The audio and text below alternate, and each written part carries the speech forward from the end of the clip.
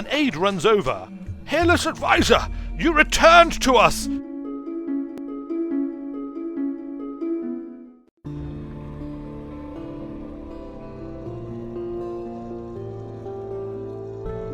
The Khahanate generally assumes that all foreigners are spies, or worse. It would be a shame to disappoint them, but it might be dangerous to prove them right. A 38% chance of success. Well, whilst we're here, the Admiralty will undoubtedly want to know as much as I can gather about this place. Should we ever return to fallen London, of course. Eyes everywhere. Your listeners meet your questions with courteous, frightened silence. The back of your neck prickles. Don't turn around. We've gained 2 more menaces. Carhaganian suspicion. We failed the Veil's challenge.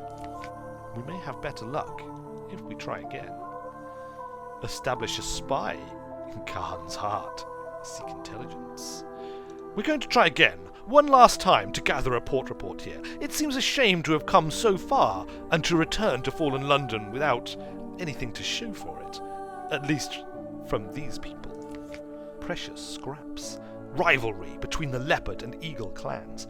The concerns about Chelenate raids. Some appalling gossip about the traitor Empress back in London. Perhaps you shouldn't write that last one down. And move on quickly. That fellow in the corner has an informer's look. We have a port report. We've gained another menace. We have succeeded in our Veil's challenge. Let us not push our luck any further. We have no shops available to us at any rate. So therefore, we shall depart Khan's heart and head back once more into the deep, in search of, well, frankly, I'm not entirely sure what. We might have to return to London soon, one way or another, even if we haven't been able to locate Mount Palmerston yet to offload these souls.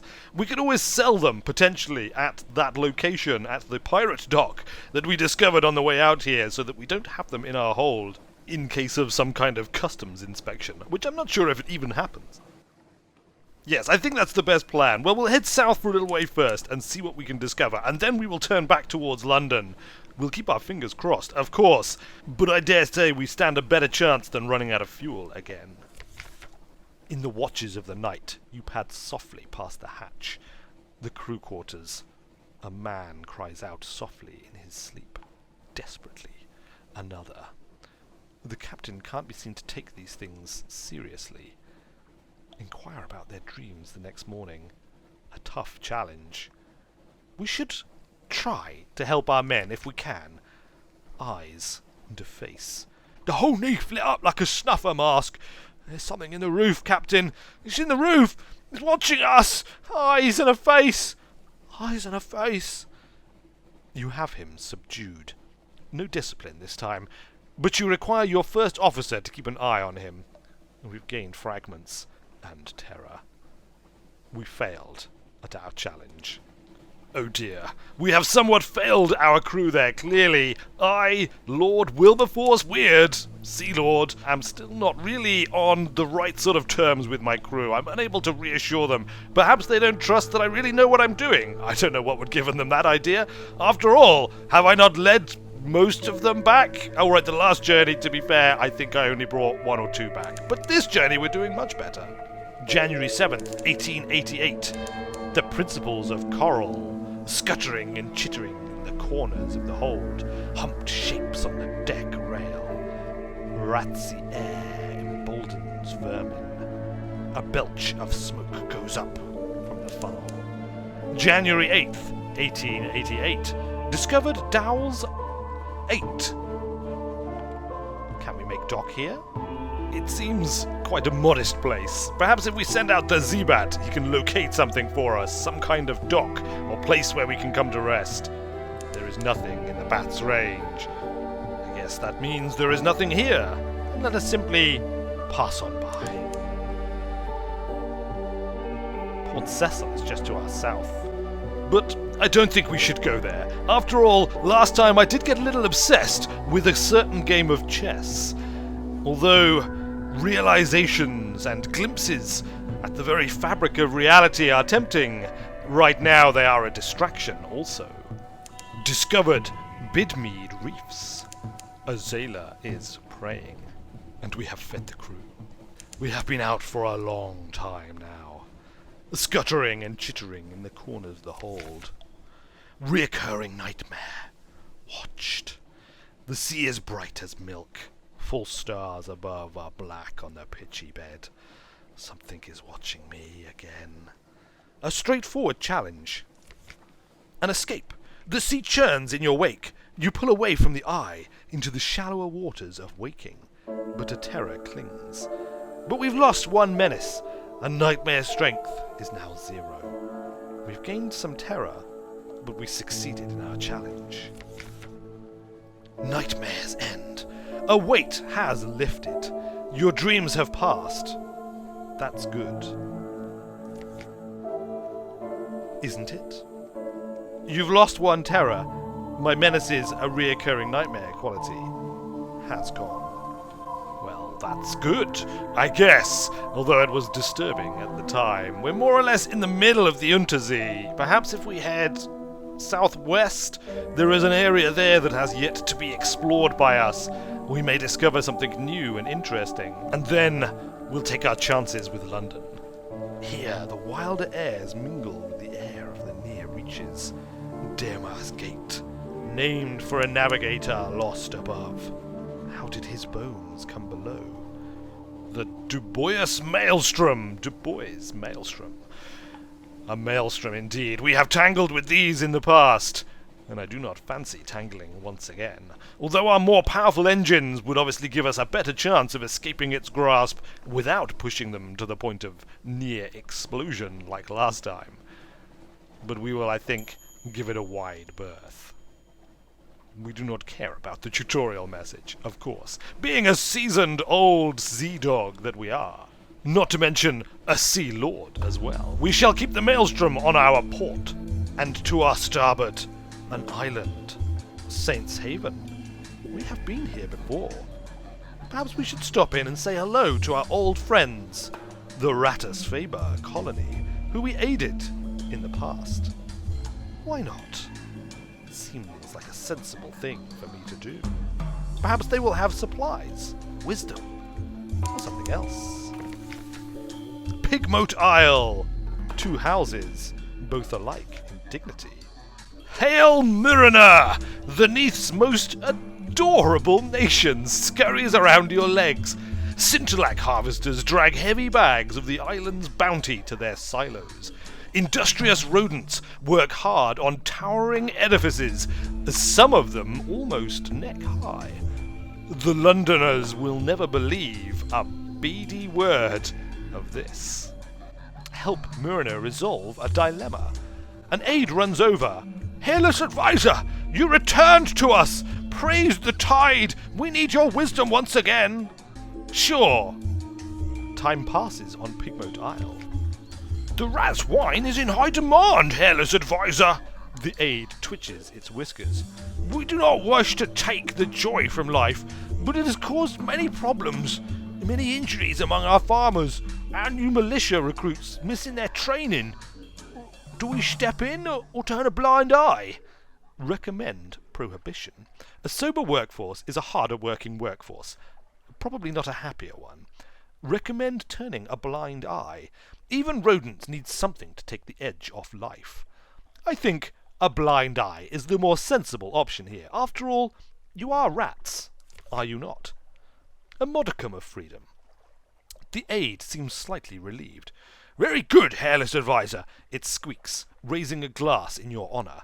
You return to the town, past a furry heap of soldiers. One particularly small guinea pig, sleeping in a human-sized cup, squeaks happily as you pass. That is all for now. 50 fragments. We have resolved a dilemma. You have gained 2 Pigmote Isle spirits. We are happy. They are happy, but they are vulnerable. They have lost 1 Pigmote Isle might. Compile a port report. You may as well, while you're here. Captain Whiskers, the Admiralty calls you, or so you've heard. At least they pay to laugh at your reports. Indeed, at least they do, and we spend their money somewhat wisely. Steal the Rat Star? I don't think so. Perhaps not. Do you have any shops here? You do not have any shops here. Very well then, it has been a nice return to Pigmote Isle. Perhaps we will return again in the future and see how their free attitudes towards ale has improved their society. We shall find out, shall we not? Come, back to sea, Chipping Norton and crew. We have much to go, much journeying left ahead of us. For we're only maybe halfway home. And I think home is where we're going. What's this? The Labyrinth of Eels. Ooh, I think we've seen this before, haven't we? I've not seen any eels here, to be fair, but I'm fairly sure we have seen the labyrinth. Let's just make straight for London. There's no sense in wasting fuel heading further south from here. We'll swing around Abbey Rock to get a good look at the place, but otherwise, there is little left to discover. On our next journey out into the east, we shall travel south first and cut across, hopefully discovering new islands and new vistas and new wonders, with perhaps a little bit more fuel aboard ships, that we do not run quite such a risk next time. It would be nice to have a journey that doesn't come to near disaster after all. Should we stop in at Abbey Rock on the way? We might as well. We get port reports off of all these ones, don't we? Shepherd's Wash, the salty hinterland of London, home to hermits, nuns, and shadowy business. Just the place we might want to stop. What's this? Restless Night. Ah, it's another one of these, the Watches of the Night. We'll try again. Eyes and a face. We failed once more in the challenge. I really have to work on being more reassuring with the crew. The Sisterhood. Make dock! Here the grim sisters lair.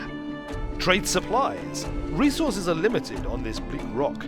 The Sisterhood will pay a fair price for supplies. Not a good price, mind. 20 echoes, to be precise. I don't think it's enough. Compile a report. It's unlikely to be eventful, but nonetheless, nothing is happening. The sisters watch us. We feel their eyes. The sea crashes on the rocks, withdraws. The fortress stands stolid as the last year of a century. The greatest peril you risk here is a certain purpleness of prose. Watch the Covenant. Wait a while and see. Exotic refuse. The Covenant is silent. A few lights prick its bulk. Bells sound the times of prayer. You're almost ready to give up when a side door opens. 4 nuns march out, carrying something wrapped in a blanket, and fling it into the sea. You creep down to examine it.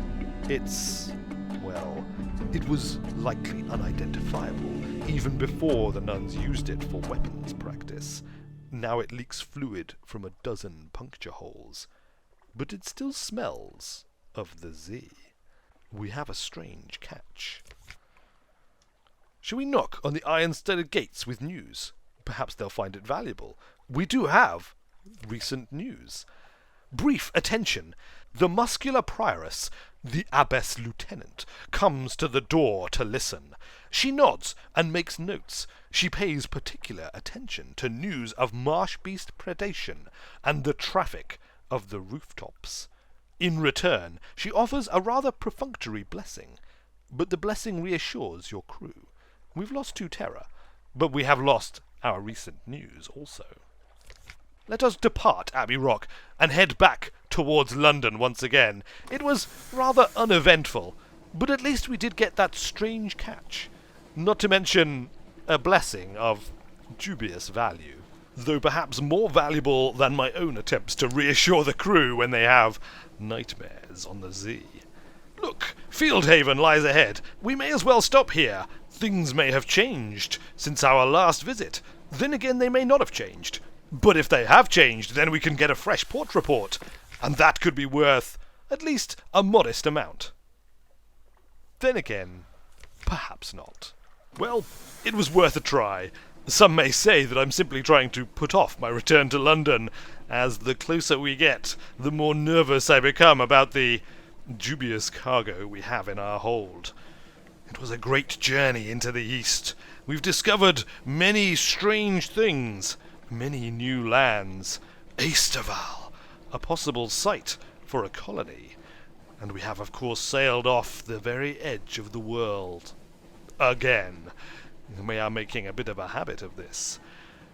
We also ran completely out of fuel and came near disaster, perhaps nearer even than our previous journey. But thanks to the plausible surgeon and the pocket change he had managed to save up surreptitiously, although why he didn't just offer that up when we were nearly out of fuel, or when we were completely out of fuel even, I'm not entirely sure. But it all worked out in the end. He left us and gave us the means to return.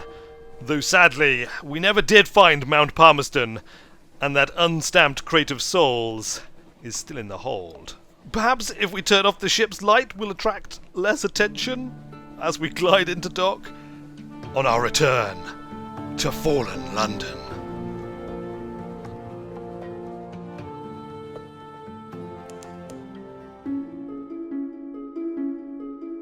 It's very sad, but these are human troubles, surely. I'm in a bad way, my friend. Help me finish this fight, and I'll gladly send you on your way with double our king's tithe. Double? Take any men you need. They're loyal. I promise you that. They will meet you down in the proving grounds. Well, seeing as you asked so nicely, and indeed offered double the tithe, you did say double, right? You're approached by a familiar man who walks in step with you as you're leaving the Great Hall. He cuts to the chase. Eric, steward of Strand. I manage the governor's business.